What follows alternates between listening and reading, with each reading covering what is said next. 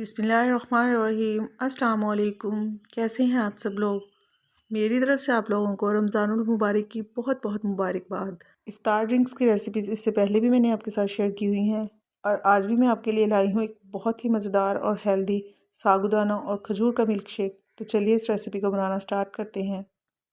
तो milk shake बनाने के लिए मैंने यहाँ पर आधा कप के करीब साबूदाना लिया था और इसको मैंने 2 कप पानी डालकर तकरीबन आधा घंटा पहले भिगो लिया था। और भिगोने से ये फ़ायदा होता है कि ये काफ़ी सॉफ्ट हो जाता है और जल्दी कुक होता है।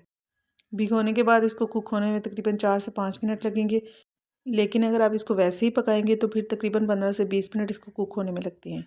तो मीडियम टू लो फ्लेम पर हमने इसको ट्रांसपेरेंट होने तक पका लेना है। साबूदाना के तो वैसे भी बेशुमार फ़ायदे हैं। ये हमारी हड्डियों को मजबूत करता है और बच्चों के लिए तो ये बहुत ही फ़ायदेमंद चीज़ है। और इस तरह से अगर हम इसको मिल्क शेक वगैरह में इस्तेमाल करेंगे तो हमारी ड्रिंक और भी ज़्यादा हेल्दी और फ़ायदेमंद हो जाती है।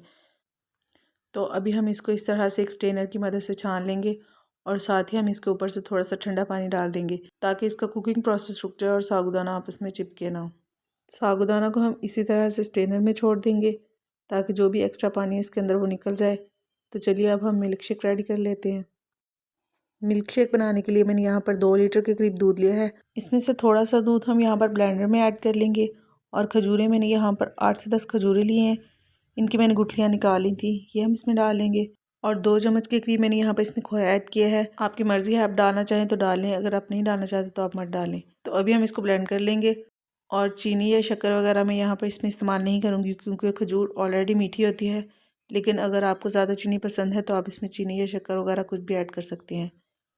मैंने यहाँ पर जो खजूरें इस्तेमाल की हैं वो काफ़ी सॉफ्ट थी, लेकिन अगर आप ऐसी खजूर इस्तेमाल कर रहे हैं जो थोड़ी सी ड्राई है तो आप इसको तकरीबन 1 घंटा पहले नीम गर्म पानी में भिगो दें तो वो भी बहुत अच्छे से सॉफ्ट हो जाएगी। ठीक है ना? तो मिल्क शेक हमारा रेडी है और अभी साथ ही हम इसमें साबूदाना ऐड करेंगे। साबूदाना आप अपनी मर्ज़ी से कम या ज़्यादा भी डाल सकती हैं। अगर आपको इससे ज़्यादा क्वान्टिटी में पसंद है तो आप ज़्यादा डाल लें, अगर आपको इससे कम पसंद है तो आप थोड़ा कम भी डाल सकते हैं। तो बहुत ही मज़ेदार और हेल्दी साबूदाना और खजूर का मिल्क शेक बिल्कुल रेडी है। आपको आज की रेसिपी कैसी लगी मुझे ज़रूर फीडबैक दीजिएगा। अगर अभी तक आपने वीडियो को लाइक और शेयर नहीं किया तो जल्दी से इसको लाइक और शेयर कर दें।